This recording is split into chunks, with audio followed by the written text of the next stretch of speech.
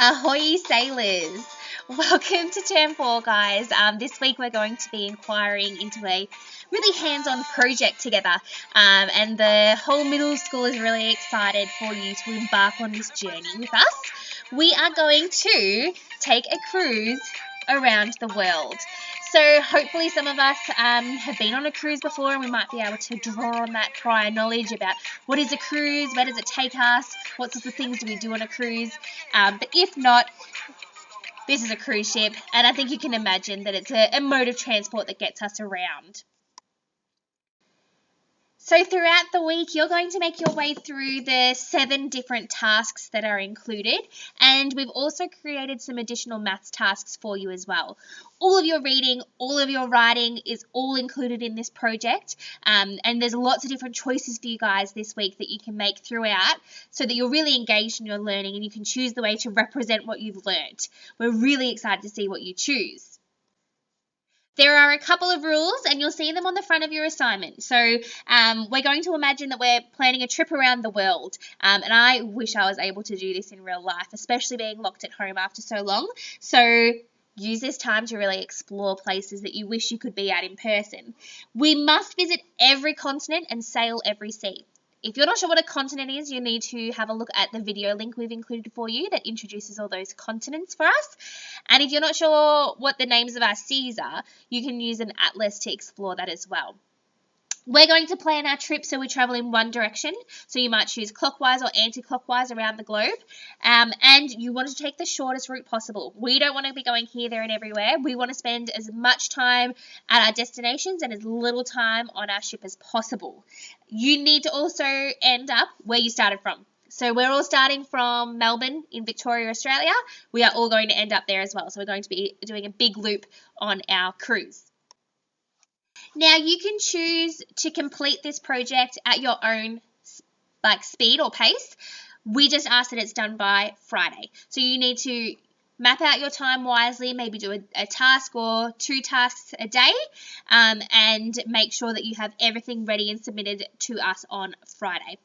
So for step 1, you will need an atlas or a world map. If you don't have an atlas or a world map at home, which I would imagine some of us wouldn't, we've included a link for you on the Britannica Kids Atlas. You can Google that. You'll be able to access an online atlas there.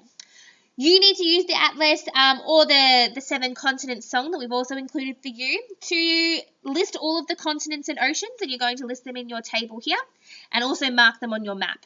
When we're doing anything for our project, we should always have our neatest and our best handwriting, and if you're copying from an atlas, you should be able to make your correct spelling choices as well.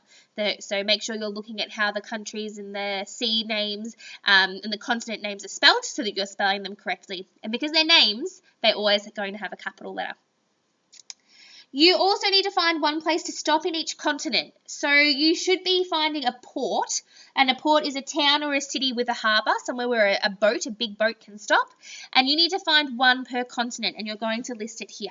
So you have all your oceans, all your continents, and on each continent, where are we stopping? What port are we choosing to stop at? Have a look for some of those major cities that are along the coastline, so along the water, to help you with that. Your next step is to find some interesting facts about the ports that you're choosing to stop at. So those 7 ports that you listed on your continents where your cruise ship is going to stop, you need to do some research and find out what happens at this port. What language do the people speak in this country? What foods do they eat?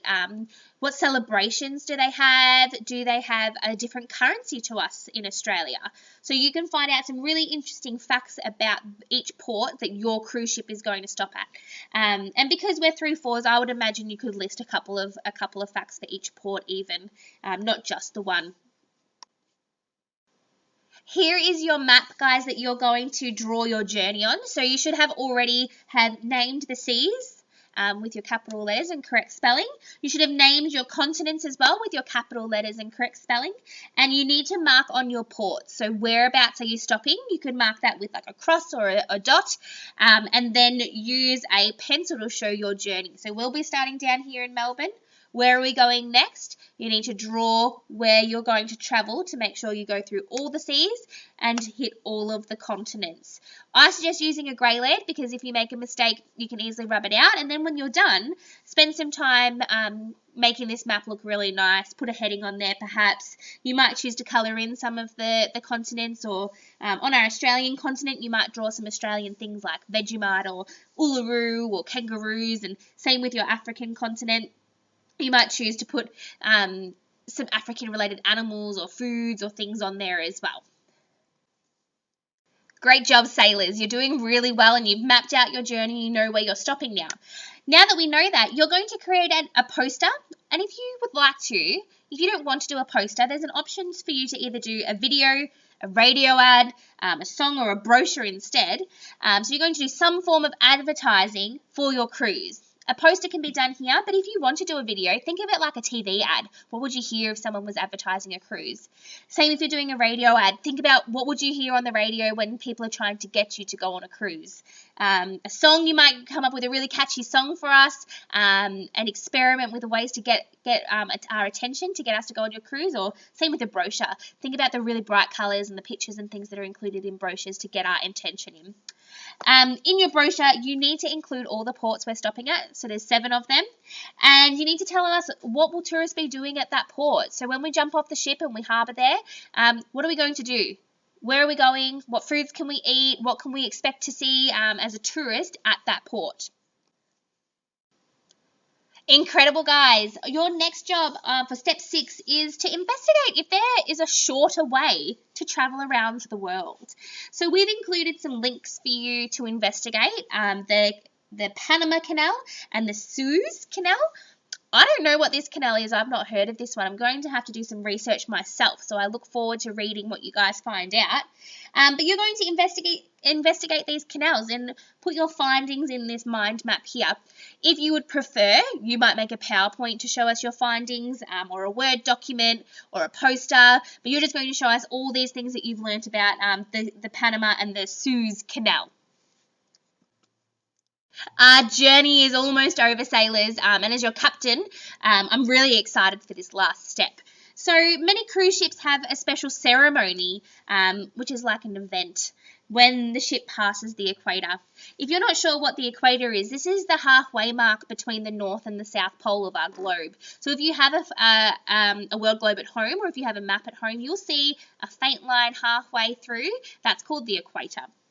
So when passengers pass the equator, they're given a really special certificate, and here's an example of a special certificate that's been used on a cruise ship. Your job today is to create your own certificate or trophy for your passengers on your cruise ship. So you're going to need to research who King Neptune is, and there's some links there to help you to find some information about King Neptune, and then you're going to design and make a trophy or a certificate for your cruise ship passengers.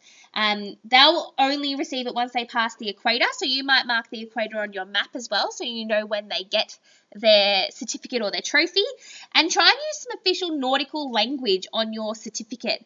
So nautical language is language that sailors use or people use who work on boats or on the ocean. So captain, ahoy, all aboard, starboard, they're all pieces of nautical language. So you might need to do a bit of a research as well, a bit of a Google to figure out any extra nautical language you might be able to include.